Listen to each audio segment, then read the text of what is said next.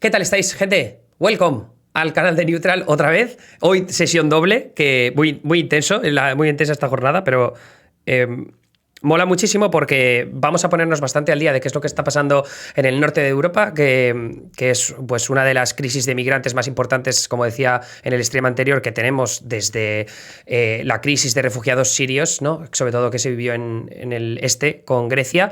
Y para esta doble sesión tenemos ahora como invitado a Javier Espinosa, que es un corresponsal de guerra que lleva trabajando desde la Guerra del Golfo, es decir, desde primeros de los 90, ha estado en un montón de conflictos diferentes, ha estado en el conflicto yugoslavo, ha estado en el genocidio de Ruanda, ha estado en Oriente Medio muchísimos años, cubriendo los conflictos de Afganistán, de Irak, también de la guerra de Siria. Estuvo prisionero por el Estado Islámico y ahora recientemente ha estado ha estado en la frontera entre Bielorrusia y Polonia, así que le quiero hacer un montón de preguntas distintas, pero por supuesto vamos a empezar saludándole. ¿Qué tal estás, Javier? Bienvenido al Twitch de Neutral. Quiero hacerte una pregunta que hacemos siempre. ¿Es la primera vez que estás en un canal de Twitch? Sí, la verdad es que Chavales, sí. lo hemos conseguido. Uno más. Nos apuntamos el tanto, Javier. Entonces, evidentemente una carrera muy dilatada, espectacular. Que sepas que yo te conocí porque viniste una vez a la facultad, que es Ciencias de la Información. No recuerdo exactamente el año. A ver. Sería hace mucho. Sí.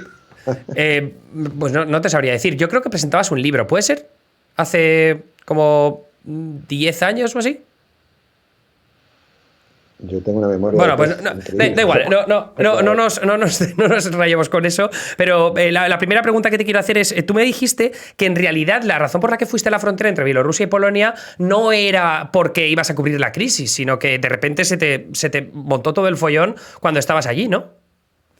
No, o sea, vamos a ver, esta crisis en realidad es bastante antigua, aunque ahora la estemos viendo con la importancia que tiene, pero la crisis, digamos, la primera vez que Lukashenko, el dictador bielorruso, dice que va a dejar pasar a los refugiados e inmigrantes que vienen del Oriente Próximo es del 26 de mayo, Sí. o sea, imaginémonos lo que hace. Y empiezan a llegar en agosto, es cuando empiezan a atravesar la frontera.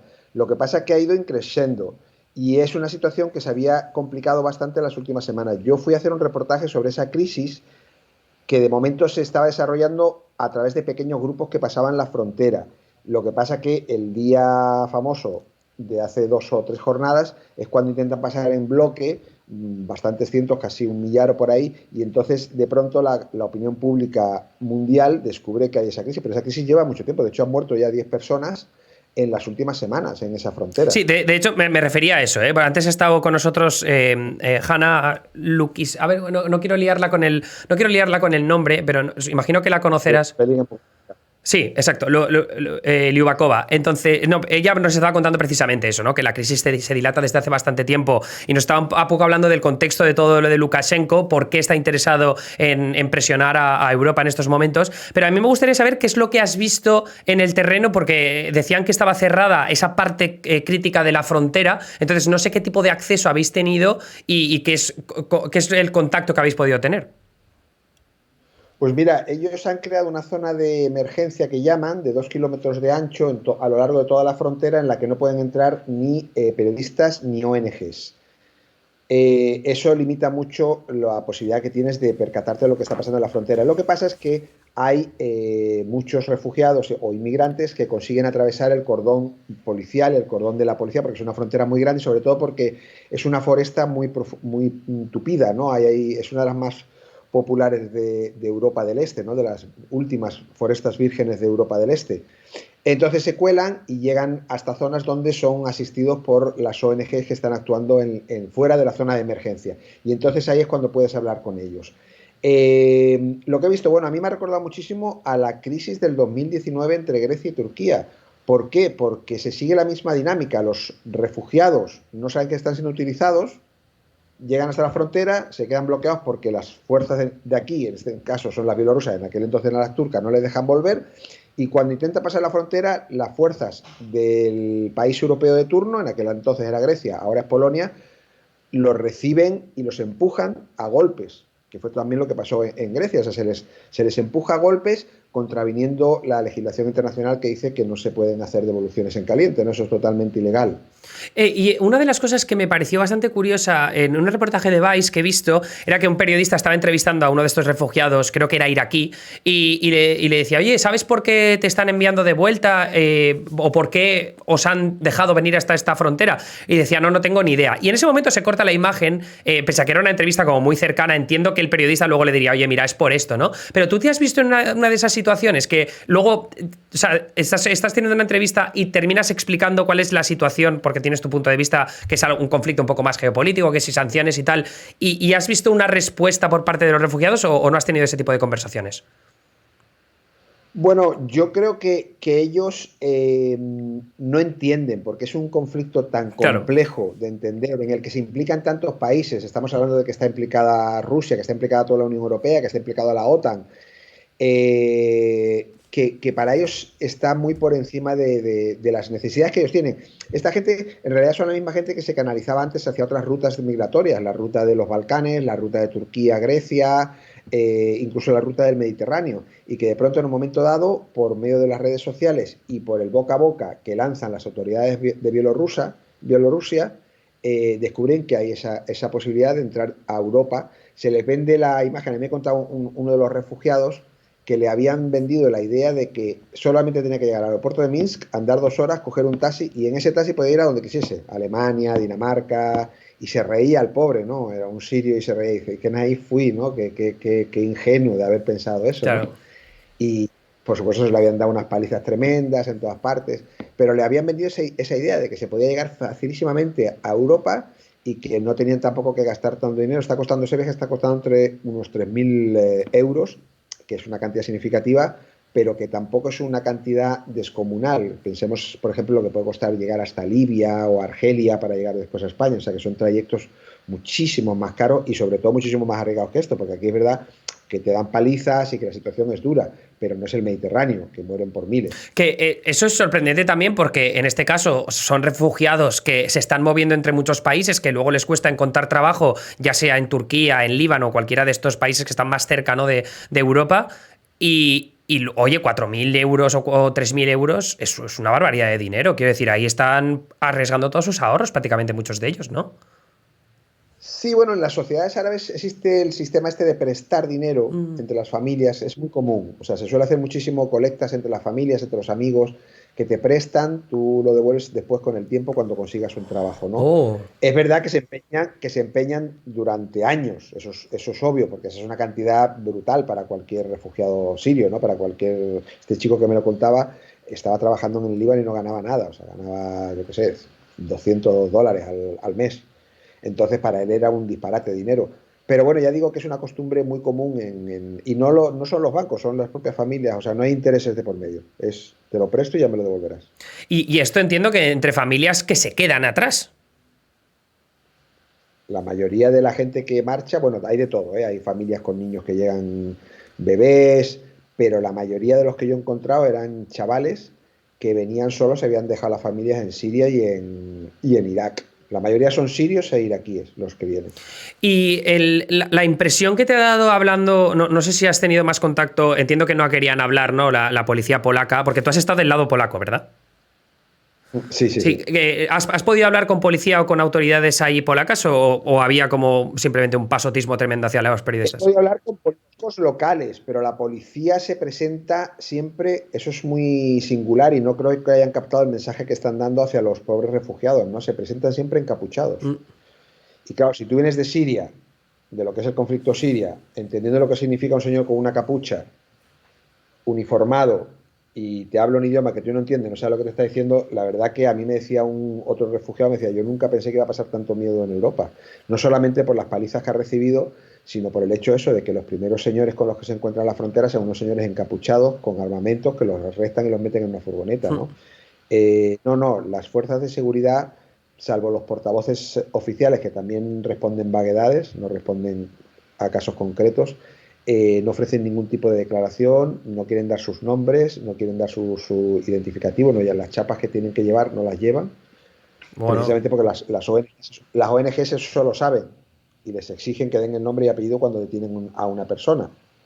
no lo llevan y además se niegan a decirlo.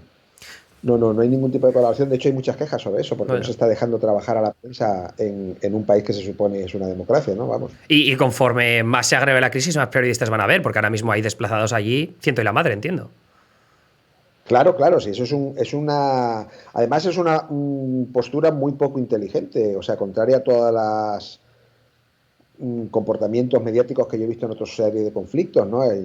Por ejemplo, en Irak, que lo que hacían era empotrarte, que te limita mucho también el trabajo, pero te llevan al sitio que está pasando las cosas, pero ellos te llevan, ¿Cómo ¿sabes? Aquí no, cómo lo no, has aquí no. llamado? ¿Empotrarte? Sí, embedded. Ah, embedded, vale. O sea, sí, que te llevan, vas con una unidad militar, ¿no?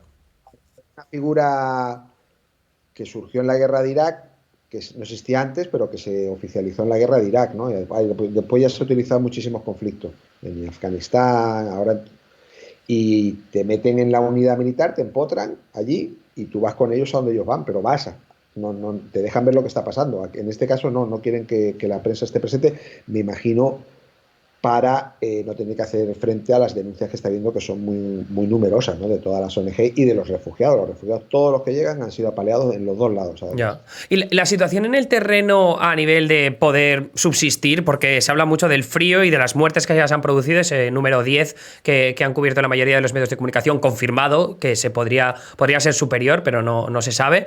Pero, ¿cuál es tu sensación viendo la frondosidad de los bosques y el frío que hace? O sea, ¿es realmente tan grave el hecho de que cientos de personas estén ahí desplazadas y no puedan volver? Hombre, eh, no lo es a día de hoy, lo va a ser en muy poquísimas semanas. Esa zona llega a -20 bajo cero. Uf. Esta gente viene de Oriente Próximo. O sea, no tienen ropas de abrigo, no están preparados para una nieve que me decían cubría metros y metros de altura, ¿sabes? O sea, hay niños. Y después hay un problema grave. Cuando llegan a la zona de Bielorrusia, a la frontera, es muy común que les quiten todos los alimentos, que les quiten el agua, que se queden sin nada. Entonces, claro, tú si vienes muy preparado con una mochila repleta de comida y agua, pues todavía duras 2, 3, 4, 5, 6 días. Pero si de pronto te lo quitan todo, no duras nada. O sea, también todos los que lo hablaba también me decían que tenían que beber agua del suelo. Uf. O sea, muchos se infectaron. Agua de la lluvia. Todos llegan deshidratados y congelados a los hospitales. Porque no tienen agua, les quitan el agua. O sea, se trata de forzarles a pasar a Polonia. Claro, y los hospitales, en Bielorrusia también los están tratando en los hospitales, ¿o te refieres a los polacos? Porque sí que he visto ejemplos de... No, me refiero a los polacos. No, los bielorrusos no tratan, los bielorrusos no les dan, no los dejan ni hacer campos de refugiados. Ya. Los típicos campos de refugiados que se ven en todos los conflictos con tiendas de campaña, en cuanto ven uno lo quitan. Pero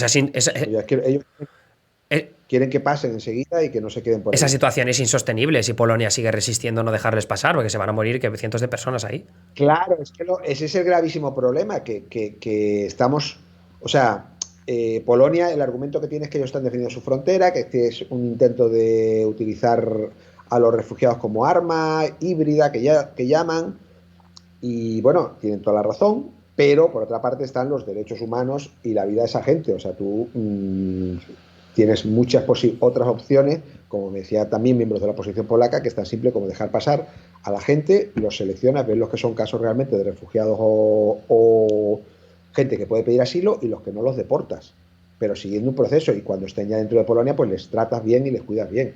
Si no, o sea, lo que no se puede dejar es en la frontera, en esa situación, porque es verdad que van a empezar a morir muchos, sobre todo, ya te digo, si esta situación se continúa durante el invierno, el real invierno. Ahora ya hace frío, pero cuando llegue de verdad el invierno, mueren a decenas cada día, congelados, básicamente congelados. Estaban diciendo en el chat que es cierto, ¿no? Que al final la Unión Europea se ha puesto en la misma postura de Polonia, pese a los propios enfrentamientos que hay a nivel político entre los intereses de la Unión Europea y Polonia, que sabemos que tiene estas tendencias autocráticas por parte del gobierno conservador. Pero, ¿por qué crees que Europa ha tomado esa postura tan agresiva también con Bielorrusia? Porque al fin y al cabo entra a colación este asunto de los derechos humanos que oye, o sea, quiero decir, a nivel internacional es muy controvertido también que te posiciones. Bueno, digamos que la postura de Europa con respecto a la inmigración siempre ha sido la misma. Sí. O sea, nunca hubo ninguna protesta cuando Grecia actuó como actuó con los inmigrantes que venían de Turquía en el 2019. Se está pagando a los guardacostas libios, que son los mismos que organizan las mafias que envían a los inmigrantes a Italia.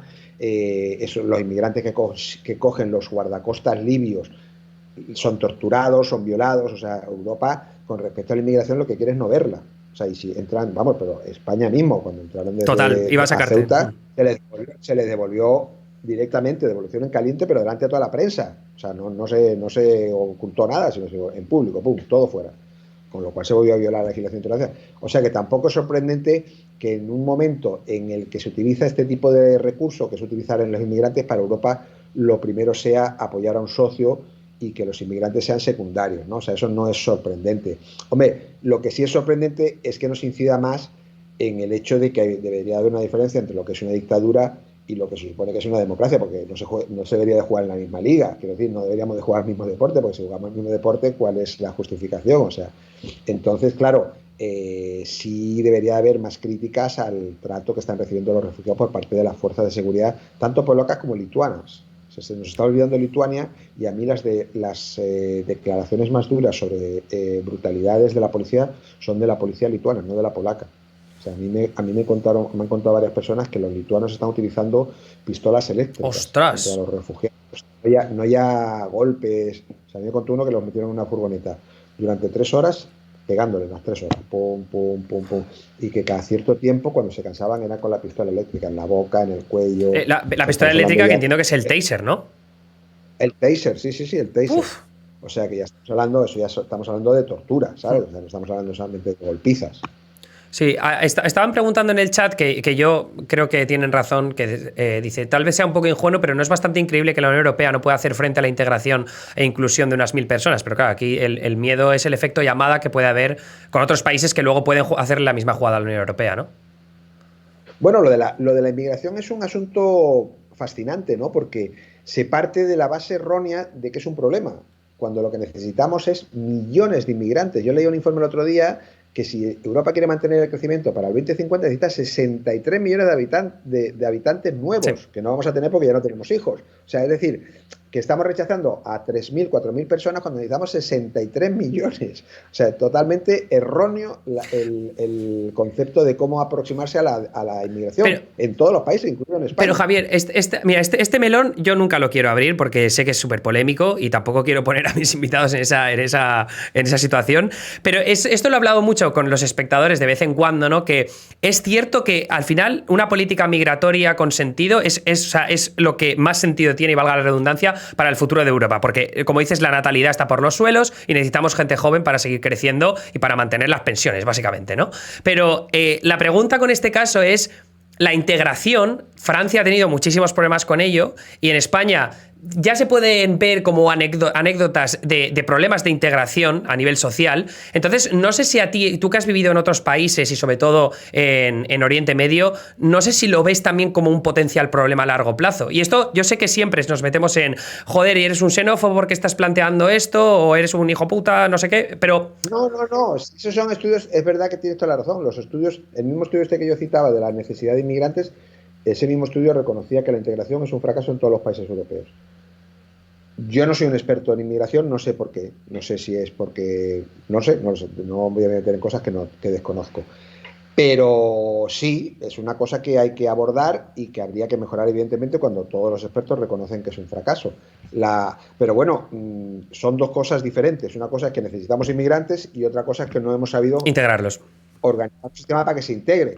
Bueno, pues habrá que mejorar el que no hayamos conseguido un sistema para que se integren, porque la necesidad va a seguir estando ahí. O sea, no vamos a decir, pues entonces como no se integran no traemos inmigrantes. No, pero perdone, que ¿cómo vamos a pagar las pensiones?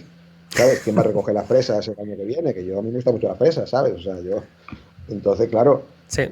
Entonces, una pregunta que en este caso yo sé que sí que me vas a saber responder mejor, pero hablamos de lo que está pasando en la frontera, de estos inmigrantes, de dónde vienen, pero ¿cuál es la situación de base? Porque sabíamos que muchos vienen de Beirut, ¿no? De Líbano, que también está pasando por una crisis tremenda. Tú has vivido muchos años allí.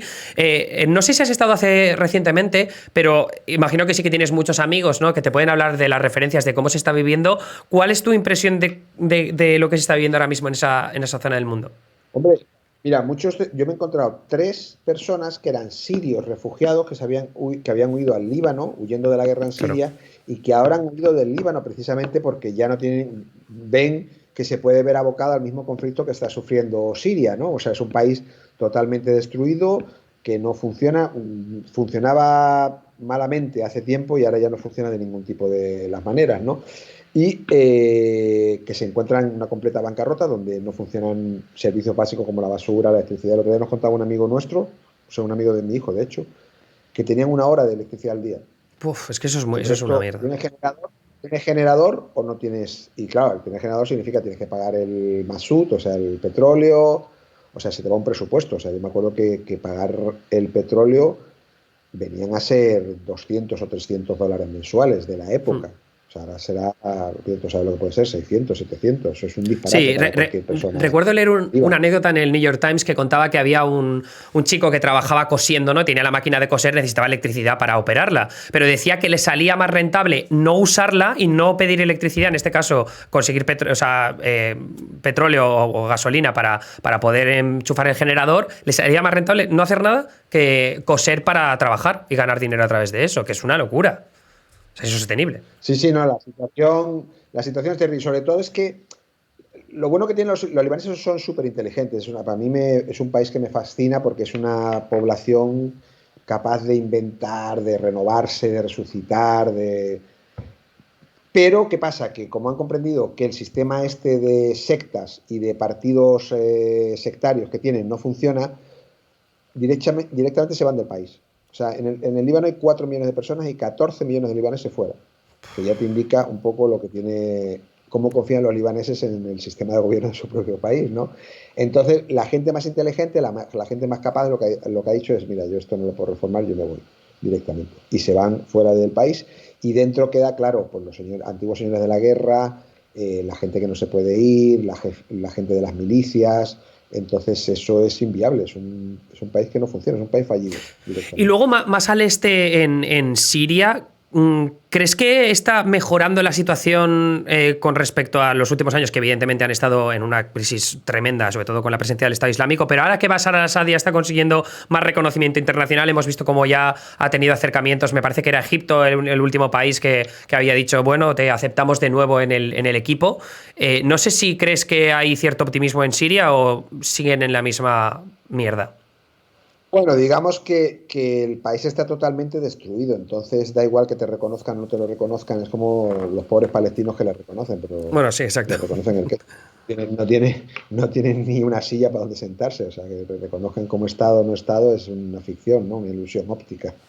Entonces lo de Siria es básicamente también otra ilusión óptica. Ese país está desaparecido, está dividido en 1000 reinos de taifa. Pero bueno, Bashar sigue siendo el presidente, pero es que ahí cada cual tiene su milicia en su zona y esos son los que mandan. Y todo el mundo tiene armas y la corrupción es rampante. Y ya te digo, o sea, yo mucha de la gente que he visto en este viaje a Polonia eran cristianos sirios, que eran gente que, o sea, la minoría cristiana, casi toda, se quedó aliada, al menos de facto, con el régimen porque tenían miedo, evidentemente, de que el Estado Islámico los iba a perseguir. Y sin embargo ahora están escapando. Porque, como me decía uno, dice que ese país está destruido, no tiene ninguna solución, no hay ningún futuro para nosotros. O sea, hasta dentro de 30, 40, 50 años no va a resucitar si es que se recupera. No voy a esperar 50 años. Con todos los años que has estado tú en esa región, me interesaría saber un poco cómo viste la transformación de Siria, porque yo siempre había leído referencias de que era un país absolutamente precioso, ¿no? Y con una cultura y una gente, pues, o sea, era un país que daba muchas ganas de visitar, pero el cambio ha sido radical. Entonces, no sé cómo has vivido tú la transformación. Entiendo que es todo muy triste, ¿no? Pero me gustaría saber tu punto de vista en ese sentido. Hombre, era un país precioso, turísticamente hablando era maravilloso. Yo lo conocí por primera vez, yo la primera vez que fue al funeral de Hafez el-Assad en el año 2000, que ahí conocí a Bashar, que curiosamente se presentaba como un presidente reformista y decían que iba a cambiar todo y que la democracia estaba llegando y todo eso. Fíjate las cosas que se dicen, ¿no? Y, Pero un y momento, un momento. ¿A ti te generó confianza o no te lo creíste desde el primer momento? bueno, yo era la primera vez que estaba allí, yo dije lo que oía. Y decía, dicen que es un periodista reformista. Y después con el tiempo dije, joder, lo que se decía, qué cosas, fíjate. Ya. Y después, durante el tiempo que estuvimos viviendo en Beirut y antes de que empezase las revueltas árabes, hasta el 2010, fuimos bastantes veces porque teníamos buena relación con el régimen, o sea, por lo menos nos dejaban entrar en el país, porque era un país que estaba muy cerrado, Ah, para sí. la prensa. Sí, sí, sí, muy, muy, muy, muy cerrado. De hecho, la última vez que yo estuve recorriendo todo el país fue en el 2010, en el 10º aniversario de la ascensión de Bashar al-Assad al poder. que el gobierno organizó una visita guiada a los periodistas y nos llevó por todas partes, nos llevó a Alepo, nos llevó a Homs, nos llevó a Damasco, estuvo muy bien, estuvo muy interesante. Y como país era fascinante, era fantástico, tenían unos castillos cruzados, la comida es, bueno, la mejor comida que yo he comido en Oriente Próximo es la comida Oh, en Alepo, en los restaurantes armenios de Alepo, que es riquísima, riquísima. O sea, la comunidad armenia de Alepo es muy importante, viene de la época de cuando los echaron los turcos durante el genocidio ejército. de 1914-1915, ¿no? Y terminaron por allí. Y la verdad que era muy bonito, pero después, evidentemente, en cuanto empieza la guerra, la destrucción sube de tono. Al principio yo recuerdo que eran simplemente enfrentamientos con armas ligeras, algún tanque, algún cañón, después ya empieza la aviación, los barriles bomba, y es durante muchísimo tiempo, ¿no? O sea, yo cuando llegué a Beirut me acuerdo que me vi varios libros de cómo había quedado Beirut después de 15 años de guerra, que fueron los que sufrió Beirut, y era arrasado, una destrucción. Y siempre dije, cuando me preguntaban cuánto puede durar la guerra siria, porque son dos países similares, de hecho, en realidad debería ser un país, porque siempre han tenido una historia Ah, común, sí. ¿no? Pero sí, sí, es uno de los inventos coloniales lo de dividir los países en Oriente Próximo, ¿no? La guerra del Líbano duró 15 años y por la composición social, la composición étnica de Siria, yo pienso que durará más o menos lo mismo. O sea, no va a durar menos, desde luego. Ya. Y entonces en Irak sí que has estado en más ocasiones, ¿no? Por esa facilidad de acceso de prensa y entiendo también por las opciones que presentaba el ejército español al principio y luego quizá también el estadounidense. Sí, en Irak estuvimos mucho tiempo. En Irak, desde el principio de la guerra hasta el 2010, 2011. De hecho, escribimos un libro sobre Irak, sobre toda la guerra, porque mi compañera, que es Mónica García Prieto, también trabajó allí muchísimo tiempo en Irak, y incluso antes de que cayese Saddam Hussein. Ella fue de las primeras periodistas que entró allí en Irak en el 2002.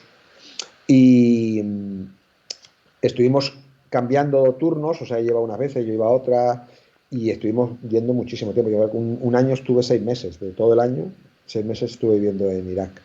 Y recorrimos todo el país y nos lo conocimos muy bien. Y es otro país, cuando me preguntaban, porque me decía alguien en Polonia, dice, pero es que en Irak ya no hay guerra. Digo, bueno, no es que no haya guerra, es que primero no existe el país, está totalmente destruido, está en manos también de milicias de todo tipo, de todo pelaje, y el futuro de la gente joven es ninguna. Cuando intentaron la última revuelta en el 2019, los mataron con balas de goma y con botes de humo que le lanzaban a la cabeza. Yo tengo fotos estremecedoras de la gente con botes de humo empotrados en el ojo. Así los mataban, o sea, no tiraban los botes de humo a quitar, los tiraban a la cabeza para que se les empotrase.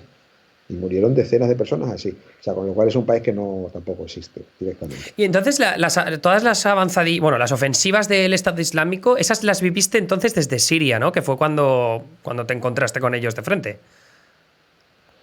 Bueno, no, lo vivimos primero en Irak. O sea, el Estado Islámico, el origen del Estado Islámico, Es, que es es, es Al-Qaeda, en Irak, sí. claro, empieza en el Estado Islámico de Irak en el 2003. En cuanto se produce la ocupación, aparece Zarqawi con sus chicos y empieza ahí a matar a gente, ¿no? Y llegan a establecer un califato también, un emirato en que controlan casi la mitad de Irak. O sea, durante muchísimo tiempo nosotros hubo zonas en las que no podíamos Sí. ir, toda la zona del oeste, del norte, Hadiza, Tikrit, todas las autopistas se iban al norte, no se podían ir. O sea, y pasaba igual que en Siria, secuestraban muchísimo, decapitaban. Los primeros grandes vídeos, estos impactantes, lo que es la técnica del horror en vídeo, esa la inventa Zarqawi en Irak, no el Estado Islámico en Siria. Y es él el que capta lo importante que es atemorizar a la población europea y occidental con este tipo de vídeos terroríficos en los que decapita gente vestidos con el mono naranja, ¿no? Que entonces lo empezó a utilizar él, mucho antes que el Estado Islámico. Lo que pasa que ese Estado Islámico es derrotado por las tropas norteamericanas y por el ejército local, y ocurre como está ocurriendo ahora, porque parece que es muy cíclico el asunto de Oriente Próximo. Se queda por debajo tierra, se escapan a las montañas, a algunas zonas muy desérticas, y ahí siguen matando, pero poco a poco. Ya no son noticias, ya parecía que habían desaparecido el Estado Islámico, y cuando empieza las revoluciones árabes, en Irak también hay un intento de revolución que es reprimido por las fuerzas, por el ejército local, que en su mayoría ahora es shia, Y de pronto surgen ellos del desierto diciendo, os vamos a ayudar porque el ejército este represor os quiere matar. Y la comunidad suní, por desgracia, porque el hombre es así de torpe, comete un mismo error 27 veces, no dos, sino no se sabe cuántas, vuelven a aliarse con Frankenstein, porque básicamente es un Frankenstein, todo el Estado Islámico. Salían, al principio les ayudan y después ya lo empiezan Sí, a matar ellos luego se mismos, dan con lo cuenta de cual que no tiene nada que hacer. entonces, siempre que al final se han dado cuenta que se han equivocado porque ellos mismos empiezan a ser asesinados por esos señores que en realidad son expertos, como yo decía a un señor, digo, no, si los que mejores matan musulmanes son los del Estado Islámico, si es que el 80-90% de lo que matan son musulmanes. Sí, luego los titulares se los llevan los otros. No, yo recuerdo además, hay una página web que no sé si la conoces tú, la de Life UA Map, que lo que hace es como Sí, sí, que, sí, que sí, sí, está, está muy que bien. localizan los conflictos. Exacto. Y ponía, claro, te ponía el mapa de todos los grupos rebeldes distintos que había, luego aparte el ejército de Bashar al-Assad con los aliados rusos, luego las fuerzas de cooperación internacional y después el Estado Islámico. Y era como 27.000 colores en todo el mapa que te hablaba un poco de la crisis y el conflicto tan complejo que tenían entre manos en Siria. Sí, sí, sí, no, en Siria terminó, ya te digo, muy parecido a lo que era Irak, o incluso peor, porque es verdad que la complejidad de los grupos era muchísimo mayor, porque allí cada barrio tenía un grupo armado, pero incluso entre los propios rebeldes, ¿no? Entre los propios gente no del Estado Islámico. Yo todavía hablaba con... Hay un chiste muy popular en Siria que es que, no sé cuántos son 30 millones de habitantes, no me acuerdo, pero que todos quieren ser presidente, básicamente. Que entonces el presidente dimite y dice, mira, aquí le dejo 30 millones de posibles presidentes, de candidatos, elija usted, ¿no? A ver si es capaz de elegir a uno.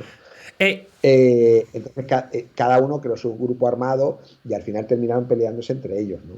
Y una pregunta que siempre he querido hacer, que la verdad es que nunca había surgido la oportunidad, pero tú que has lidiado con muchos de ellos, ¿no? Y al final, tanto grupos rebeldes como grupos terroristas, me interesa saber el acercamiento a por qué a veces es tan fácil. Porque entiendo que es porque ellos quieren tener esa cobertura mediática, quieren salir al exterior, pero a veces no será de esa manera. A veces encuentras como posturas un poco más agresivas o no, ahora hay otra palabra. Pero bueno, sabes a lo que me refiero, ¿no? Entonces, me interesa saber un poco Sí, sí. cuál ha sido tu relación en ese sentido en Oriente Medio. Bueno, mira, Emilio, eso ha cambiado muchísimo, la verdad, en los últimos años. Hubo un tiempo en el que yo no estuve en esa guerra, pero a mí me contaban que en la guerra de Liberia también habría 20.000 grupos y milicias que se peleaban en los barrios, pero en pequeños barrios. Y que cuando llegaba la prensa decían, parar, the press is here, let them go through. Entonces dejaban pasar a la prensa de un barrio a otro y después seguían matándose entre ellos. Joder. Pero ese era el respeto que concitaban los periodistas en aquel entonces. Ese respeto se ha perdido tan rápido como se ha perdido la credibilidad del periodismo. Entonces, ahora es muy común que no nos necesiten. Es lo que está pasando en Polonia. De Polonia, la lógica dice que debería dejar pasar a los periodistas a la frontera para que viésemos cómo los bielorrusos echan a los refugiados. No, prefieren ellos mismos difundir la foto. Consideran que no somos necesarios ya los periodistas. Pero pasa también entre los grupos de activistas, que a veces consideran que ya no somos necesarios. Ellos mismos difunden sus propias fotos por las redes sociales y piensan que con eso es suficiente. Con los grupos armados, pues ha ocurrido otro tanto de lo tanto. O sea, al principio éramos necesarios, sobre todo si eran las víctimas. Normalmente las víctimas siempre son más amigas de los periodistas. Y ahora ya ni siquiera las víctimas. Ahora ya no nos quiere nadie. O sea, directamente ya llegas a un sitio y ya tienes que estar justificando el por qué estás allí, pidiendo casi por favor que te dejen cubrir la información. Pero ahora mismo la gente tiene su red social o su Twitter o su Facebook y ya ponen ahí las imágenes y a ti no te necesitan. ¿Por qué? Un señor que va a ir a hacer preguntas. No, no, eso es muy incómodo. Yo no quiero que me hagan ningún tipo de pregunta. Yo ya le digo cómo es la verdad. Sí, además el Estado Islámico, que fue un grupo terrorista que supo dominar muchísimo las redes sociales y sobre todo el reclutamiento, ¿no? Porque al fin y al cabo lo que se veía que era espectacular por parte del ISIS era cómo venían gente de Canadá, de Estados Unidos o de países de Europa para luchar en el califato. Sí, sí, el tirón que tenían en las redes sociales era fabuloso, ¿no?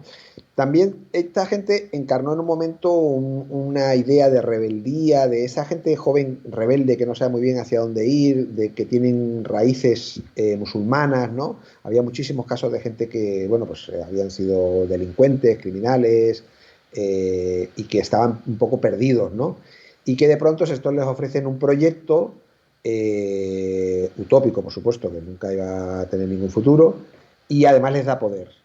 Entonces, bueno, pues tenía un enorme atractivo. A mí me contaba un policía, dice que son los nuevos punkis de esta era. O sea, que antes se hacían punkis y estos se van a luchar ahí a hacerse una foto con el Kalashnikov y decir, fíjate que guay soy, que que tengo aquí el Kalashnikov. Y después cuando hablabas con ellos, la verdad es que son, no salvo algunos casos muy contados, la mayoría no tenían idea de por qué estaba allí, sí, porque estaban cabreados con la sociedad y porque querían ser importantes. Y ahí lo conseguían, porque claro, llegabas allí, te daban una casa, te daban un coche, podías quedarte con lo que quisieras de los demás, porque decías que era una confiscación en nombre de no sé qué Estado Islámico, pues para ellos era un chollo, ¿no? Con 25 años, tener una casa, un coche y ser comandante de Y algo. que te dirán mujeres, ¿no? También, porque, Claro, por supuesto, no, no, todo. O sea, incluyó coches, incluyó claro. mujeres, incluyó comida. O sea, tú podías confiscar ahí, violar, lo que fuese, porque siempre era en nombre de la ley suya, Que ¿no? es tremendo la que le colaron a Rukmini Kalimachi, la periodista que está del New York Times, no sé si te acuerdas, que hizo un reportaje Sí, sí, que sí. terminó siendo mentira, ¿no? Que era un chico que estaba en Canadá, que decía que había escapado del Estado Islámico después de luchar para ellos y demás.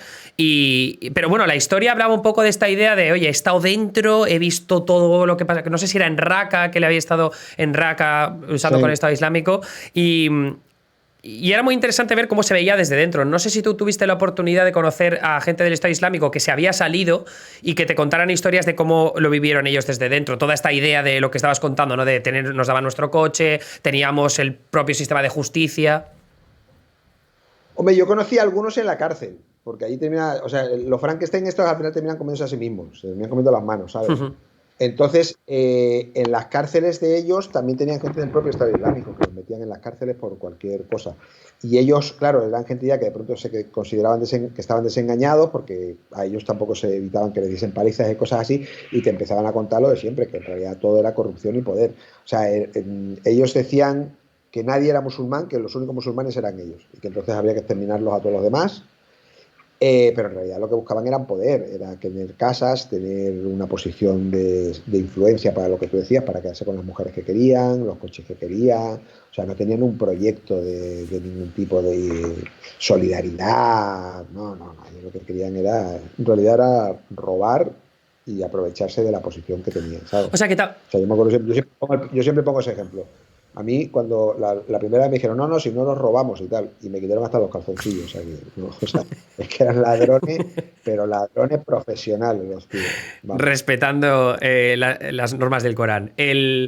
Lo que también te quería preguntar a nivel local de civiles, ¿no? O sea, gente que no estaba involucrada en la guerra, que de repente veían como el Estado Islámico controlaba sus ciudades y pues tenían su propio sistema político, como decía antes, el sistema de justicia, la policía. No sé si diste con casos, entiendo que la mayoría lo vivieron como una pesadilla, pero no sé si encontraste casos también, porque a veces no somos conscientes de las diferencias sociales que puede haber entre zonas rurales más alejadas de las grandes urbes, donde vemos pues gente más occidentalizada, ¿no? Pero no sé si viste casos de gente que dijera, pues tampoco ha estado tan mal.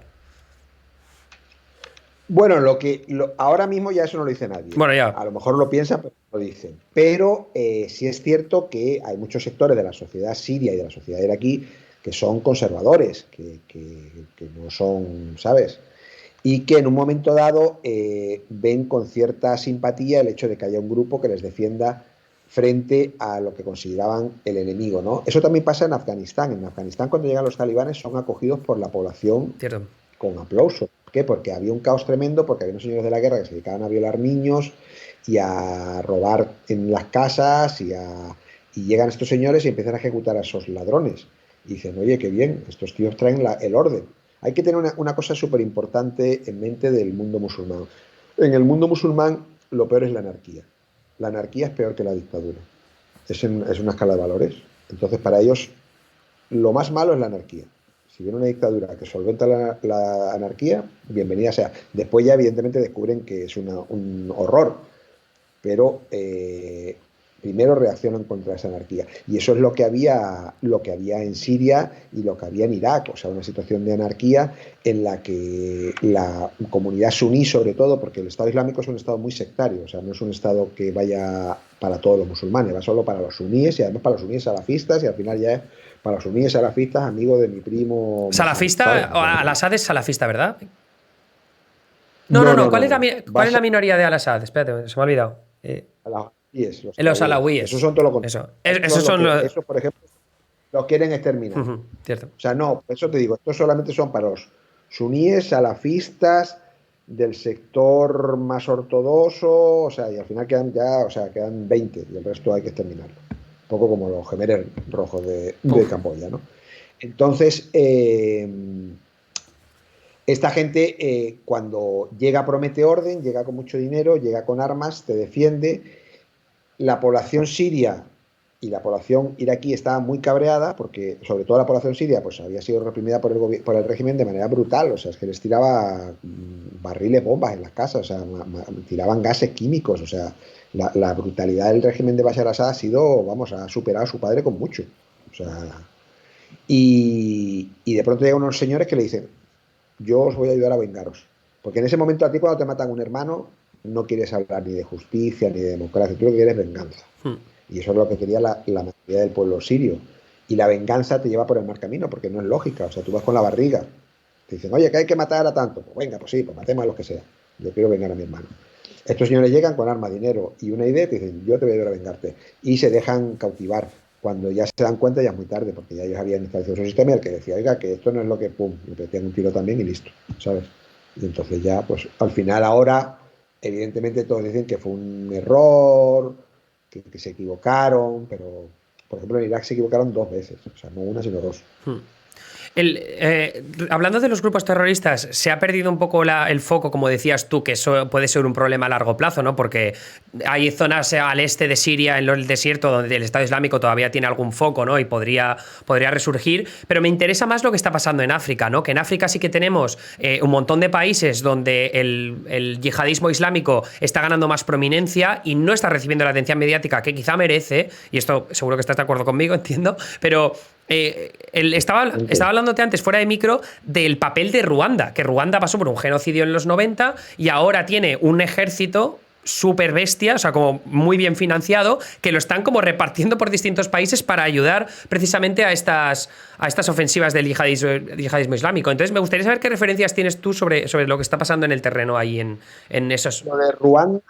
Lo de Ruanda es también un ejemplo muy interesante, ¿no? Yo estuve en el genocidio de Ruanda y vi cómo la guerrilla Tutsi recuperaba el poder y acababa con el genocidio, ¿no? Y acababa con la mayoría Hutu.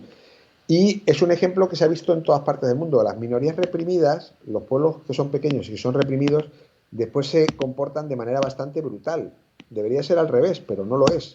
Me imagino que porque el ser humano es defectuoso, que es mi opinión, Bueno, ¿no? ahí veremos lo que hacen Pero los del Tigray con Etiopía, porque eso también está teniendo... lo que hacen y lo que está pasando en Palestina, quiero decir, o sea, los ejemplos de cómo el pueblo judío, que debería ser un ejemplo del sufrimiento de un pueblo a manos de la brutalidad nazi, y la cantidad de violaciones de derechos humanos que hemos visto nosotros en los territorios palestinos, ¿no? Y de crímenes de guerra. O los propios kurdos iraquíes, cómo actúan ahora con el resto de las minorías. O sea, los kurdos iraquíes, si tú hablas con las minorías que hay en Irak, todas se quejan de cómo están actuando ahora mismo. El propio pueblo kurdo, muchísimos de los que salían ahora mismo para Polonia son kurdos iraquíes. Y no, ahí sí que no hay guerra. Pero es que el régimen que han instalado los sistemas de partidos kurdos es también brutal. O sea, no permite la libertad de expresión, también hay corrupción, torturas, etc, etc. O sea, que lo de Ruanda está acorde con lo que es la reacción de las minorías oprimidas, ¿no? Y es verdad que han conseguido crear una especie de Esparta ahí, una especie de casta guerrera, que sí, que es muy, la verdad que en la guerra de Ruanda ya fueron muy, muy efectivos, o sea, tenían muchísimo más tropas los hutus, sin embargo los destrozaron, y después los han estado utilizando en bastantes conflictos africanos, o sea, como tropas de choque, estuvieron en el Congo. O sea, ellos tienen muchos aliados en la parte del este del Congo, milicias locales que de vez en cuando utilizan para desestabilizar el gobierno del Congo. De hecho, las milicias que venían del este fueron las más significativas a la hora de llegar hasta Kinshasa. No me acuerdo el año que fue, hace ya bastante, pero eran milicias apoyadas por los Tutsis, por el ejército de Ruanda. Y ahora están luchando en Mozambique para ayudar al gobierno local contra los yihadistas. No porque ellos tengan en Ruanda ningún problema religioso, porque es verdad que allí no hay ningún problema de estos no tienen musulmanes o una minoría musulmana significativa, pero porque la influencia del ejército ruandés en África es muy, muy importante. Es uno de los ejércitos más reconocidos de todo el continente africano. Sí, lo que vi era que el porcentaje de PIB que invierte el gobierno de Ruanda en el ejército era tremendo en comparación a otros países. Y ¿has estado en África recientemente tú también o hace tiempo que no vas a ningún país? No, hace Yo no voy. Yo estuve allí viviendo bastante tiempo. Estuve viviendo en Sudáfrica durante el apartheid, el final del apartheid, y después viví 4 años en Marruecos, pero cubría todo África, el África negra también, del 99 al 2002. Y Y después fui alguna vez, cuando ya estaba en Oriente Próximo, fui alguna vez, pero hace tiempo que no voy. el, Ahora ya el- como el- de 10 años. El otro conflicto que sí que estuviste en los 90 también, que fue en Yugoslavia, te había preguntado antes fuera de micro porque me interesaba saber lo que está pasando ahora en Bosnia y Herzegovina, que hay, bueno, Bosnia que tiene 3 presidentes, ¿no? Y ahí pues están las diferentes minorías, la croata, la bosníaca y la serbia. Los serbios ahora parece que quieren salirse, ¿no? Del concepto de Bosnia para estar por su cuenta. Entonces, me gustaría que me hablaras un poco de cuáles eran tus sensaciones cuando estuviste allí, ¿no? De estas diferencias étnicas y cómo están enfrentados. O sea, ¿realmente es tan descarnado la rivalidad que existe entre unos y otros? Hombre, es que hace muy poco de la guerra civil, o sea, estamos hablando de poquísimos años para intentar, y sobre todo porque no era la primera guerra civil que habían tenido, ellos ya habían tenido enfrentamientos de este tipo durante la época de los partisanos, o sea, el choque, date cuenta que los Balcanes es una zona explosiva porque se produce el choque de muchas religiones y de muchas culturas, o sea, hay musulmanes, hay ortodoxos, hay católicos, y en las zonas esas de roce de culturas se producen confrontaciones muy fuertes porque las poblaciones suelen tener el ideario muy arraigado. Entonces, sí es cierto que están muy divididos. Yo estuve ahora en verano de vacaciones y en abril haciendo un reportaje sobre el COVID. Y la verdad es que todo lo que me contaban mis amigos es que el proyecto famoso de Estado Confederado ha fracasado por completo, ¿no? Esa es una afición una afición muy común de Occidente, ¿no? De intentar adormecer los conflictos, como si desapareciesen, ¿no? Ya no existe. El conflicto de Bosnia no existe. No, oiga, perdona, claro que existe. Lo que pasa es que está ahí adormecido, pero ya verás cuando se vuelvan a despertar.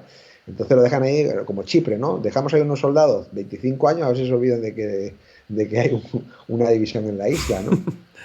El, O el Sáhara igual, el Sáhara, lo dejamos ahí que se olvide, pum, hasta que se vuelva otra vez a dar, claro. Y en Bosnia está pasando eso, que nunca hubo una integración real de las comunidades, que lo único que se hizo fue intentar parar el conflicto, pero nunca se les ofreció después la ayuda o el asesoramiento necesario, a lo mejor sí hubo, pero no en la cantidad necesaria para conseguir superar unas heridas que eran muy profundas. Hay unas masacres terroríficas, ¿no? O sea, hay una cantidad de gente en la parte serbia de Bosnia que todavía cree que Random Mladic y el resto de la gente que luchó con ellos son héroes, ¿no? Hay paneles a la memoria de Random Mladic y todos estos señores que se han acusado de crímenes de guerra, sí, ¿no? ¿no? Milosevic y todo. Era tremendo leer que en realidad una de las bases de la crisis política actual era porque, no, o sea, creo que era una ley, no sé si estoy equivocado, me parece que era algo así, una ley que quería denunciar el genocidio que se cometió, ¿no? En la matanza de esta de Srebrenica. Srebrenica. Srebrenica, sí, sí. Casi, lo he dicho prácticamente Sí. igual, Javier. Muchas gracias por corregir. Pero que al final era porque los serbios no querían admitir que eso había ocurrido, que es un poco con lo que pasa a veces también en Estados Unidos con el tema de la esclavitud y la guerra civil, ¿no? Que no quieren quitar las estatuas de los héroes confederados. Héroes confederados. Sí, sí, sí, sí, no, no, no, sí es eso, es que ellos, o sea, esto de la historia, yo siempre, a mí me encanta la historia, por eso me hice periodista, y pensé que la historia era como las matemáticas, ¿no? O sea, Hitler provocó la Segunda Guerra Mundial, pues no, ahora resulta que hay gente que la historia pues la interpreta según le parece, ¿no? Entonces los serbios decían que no, que ellos no habían sido culpables de nada, que eran los bosnios y que todo ese tipo de masacres son fake news, y hay muchísima gente que se creen que han sido perseguidos y eso no se les ha olvidado, ¿sabes? Y tienen además el apoyo de los nacionalistas serbios, que ahora son muy potentes otra vez en Belgrado. Vučić, el nuevo primer ministro belga, es un señor que proviene de una de las peores milicias Oh. de la guerra de Yugoslavia.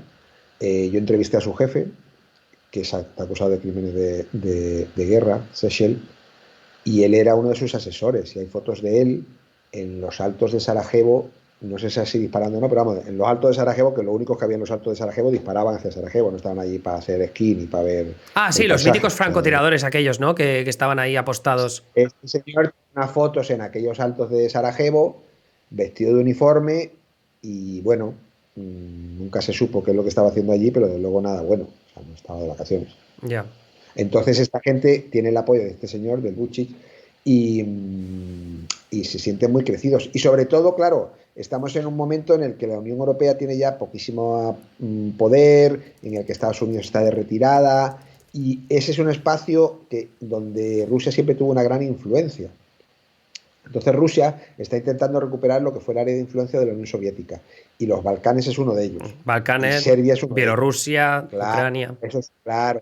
Y Bielorrusia es igual. Bielorrusia no estaría pasando lo que está pasando si no tiene a Rusia detrás. Y ayer lo vimos, en cuanto pasó tal, Putin dijo, espera, que sacamos los aviones nucleares a dar un paseo, para que quede claro quién es el que está mandando ahí. O sea, no es... Señor Lukashenko es un dictador, pero no es lo suficientemente inteligente como para dirigir todo eso. De hecho, estaba leyendo antes en el Wall Street Journal que Estados Unidos estaba mandando señales a Europa de cuidado, que Rusia igual se está planteando invadir Ucrania de repente, ¿no? Que sería una bomba ahí tremenda.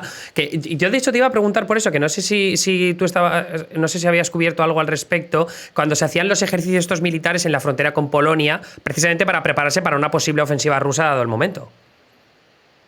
No, nunca estuve en esa zona, pero sí es cierto que Rusia tiene a Ucrania metida entre ceja y ceja, porque no se olvida de lo que ocurrió, y sobre todo porque ahora Putin se siente súper crecido, porque claro, frente a una Europa totalmente dividida, en el que, como tú has dicho antes, resulta que tenemos que ayudar al niño malo de la pandilla, que está violando todas las normas de la Unión Europea, y al que le habríamos tenido que dar un azote, o haberle dicho, señor, si no le gusta la Unión Europea, váyase con Putin y únase ahí a la Confederación Rusa.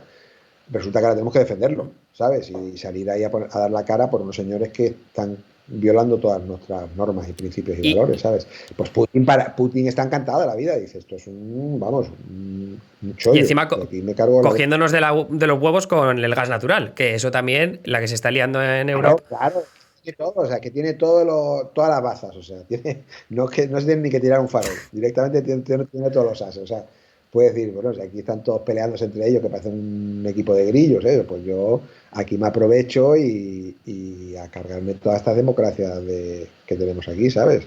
Y las voy atrayendo además cada vez más hacia mí, que es lo que él pretende, que cada vez este tipo de gente populista, o sea, en el caso de Polonia no, porque son, pero en el caso de Vučić y toda esta gente, o sea, de los que hay por Checoslovaquia, el mismo húngaro, toda esta gente no le ponen malos ojos a Putin. O sea, el ideario que ellos mantienen no es tan diferente del de Putin. Que eso me parecía una narrativa muy interesante sobre lo que está pasando ahora a nivel geopolítico, a nivel global, también en muchísimos otros países, donde hay líderes que se están creciendo precisamente porque ven los ejemplos de Putin o de Xi Jinping en China, que ellos están tomando decisiones como súper bestias, que a nivel internacional hace unos años habrían sido denunciadas, habrían impuesto unas sanciones tremendas, pero como la dependencia económica es tan grande, luego, claro, dicen, oye, pues si Xi Jinping puede hacer esto en Xinjiang, en el Tíbet y en Hong Kong, yo voy a hacer lo que me salga de los cojones.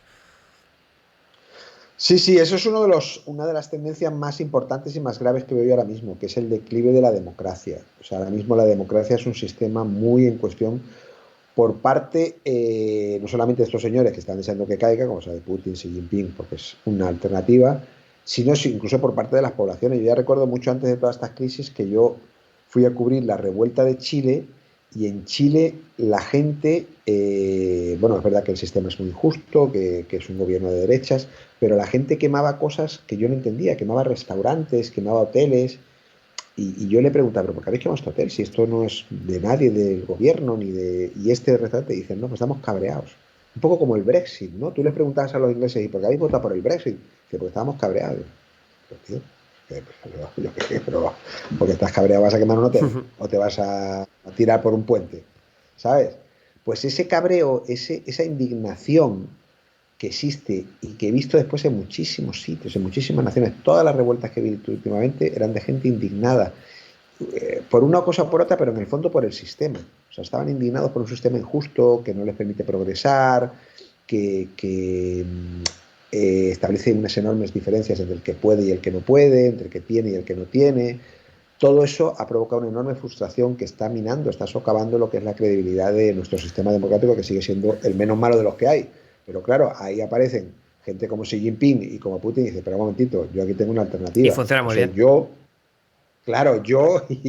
Y si no parece que funciona bien, os mando un campo de reeducación, pero vamos, de momento tenéis que decir que funciona muy bien. Yo te quiero hacer dos preguntas más. La última es muy rápida, pero esta un poco más ambiciosa y compleja. Pero después de todo lo que hemos hablado y teniendo en cuenta que tú has cubierto conflictos y distintas sociedades en todas partes del mundo desde los 90, me interesaría saber este asunto de la decadencia democrática. Hablabas del prestigio periodístico antes, que está también en un momento muy crítico, pero no sé tú el crecimiento que has visto de las redes sociales, y te hablo ya a nivel de base, o sea, de ciudadanos, ¿no? Del enfado de la gente. ¿Crees que también está muy alimentado por la desinformación y la mierda que es capaz de viralizarse tanto en redes sociales y de alimentar ese descontento de la ciudadanía? Porque tú has estado en Birmania, en Myanmar, que también hemos visto, ¿no?, que la campaña de desinformación brutal contra la minoría de los Rohingya nació también por campañas de desinformación en Facebook, ¿no? Entonces, no sé si a ti tienes la impresión de que eso ha afectado mucho.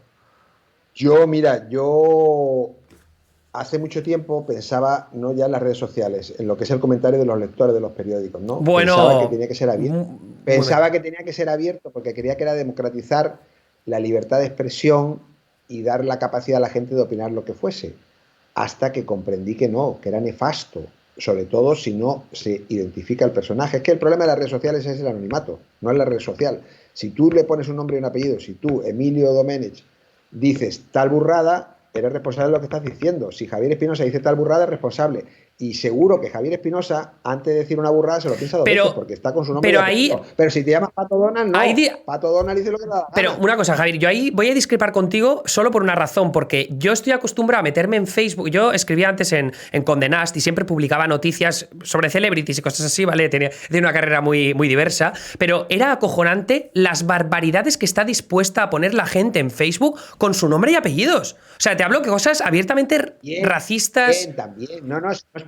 Si no estoy diciendo que sea el único problema. Digo que uno de los principales problemas es el anonimato. Si se quitase el anonimato, no sé qué parte significativa desaparecería de disparates. Porque el miedo es anónimo. Los cobardes son anónimos. La gente, cuando le dicen, no, espera un momentito, ahí ya se quitaría la mitad de los cobardes. Después es cierto que la gente, lo que antes decía en un bar, ahora lo puede decir frente a 1 millón de personas. Entonces eso les empodera y les da una... Y es cierto que eso está provocando muchísimos problemas. Mira, en el último informe que filtraron los medios de comunicación norteamericanos sobre la Facebook, hablaba de Polonia. Y decía que el algoritmo lo cambiaron en el 2019 y el algoritmo empezó a decir que los mensajes que mejor funcionaban eran los mensajes de odio. Total, sí, cierto. Y hasta el Partido Ley y Justicia, que es un partido bastante ultraderechista, dijo que se estaba fomentando una guerra civil social en Polonia, que ese algoritmo estaba provocando una polarización de la sociedad terrible. Y los únicos que salen beneficiados y que nunca han criticado Facebook son los partidos ya neonazis. O sea, ya no los que Ley y Justicia consideran que son progresistas y de izquierda, ¿no? Entonces, es cierto que las redes sociales están haciendo muchísimo más daño que el beneficio que podían traer, ¿no? Yo cuando surgieron a mí me encantaban, pero yo ahora creo que hacen muchísimo daño. Y en eso, una vez más, los chinos son muy aventajados porque los chinos tienen un sistema de control tremendo. Yo no estoy abogando por el sistema de control, que coste.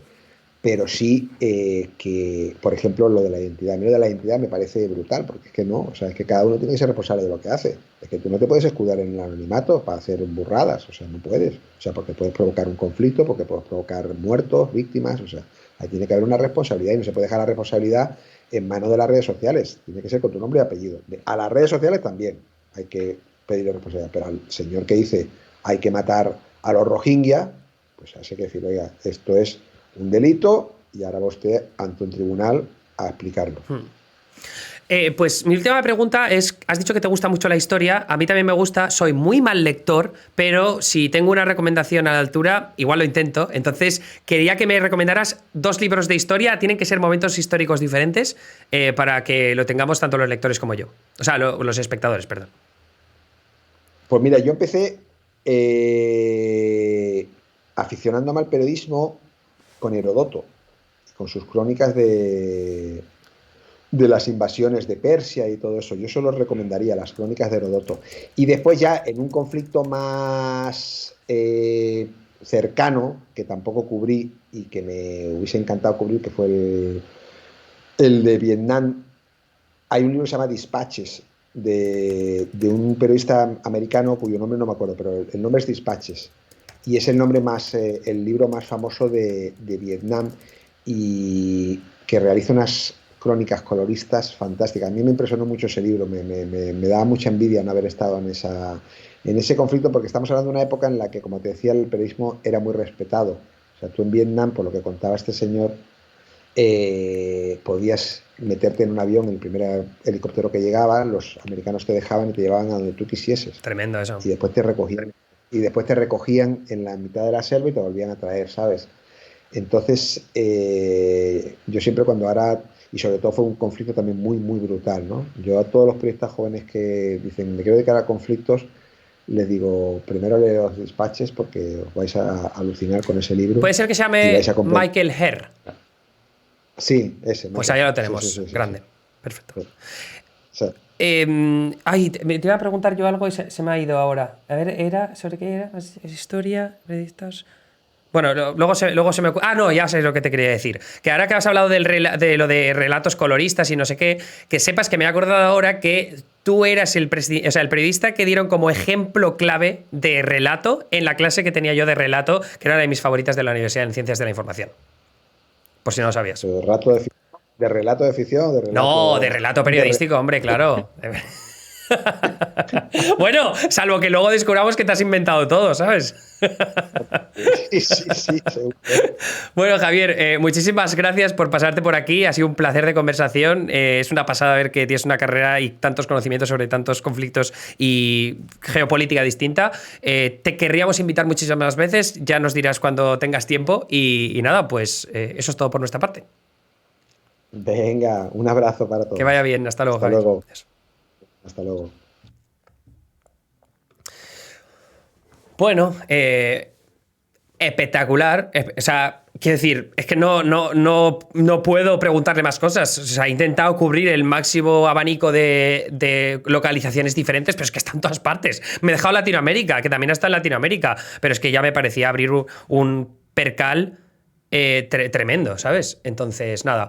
Bueno, pues, de nuevo, como os decía antes, por favor, si podéis darle ahí un follow y agradecerle en Twitter haberse pasado por aquí, que nunca lo hacéis, nunca me hacéis ni puto caso. Hoy solo ha sido Gabriel el que le ha enviado un mensaje, pero nada, eso. Mañana tendréis, si habéis llegado tarde, mañana tendréis el vídeo en YouTube, en el canal de Neutral. Y nada, pues yo me voy ya a descansar un poquito, que ha sido una semana muy larga, ¿vale? Y mañana nos vemos en mi canal para hablar de cine y ver trailers. Ah, sí que le habéis escrito antes a Hannah. Es que solo he visto un mensaje.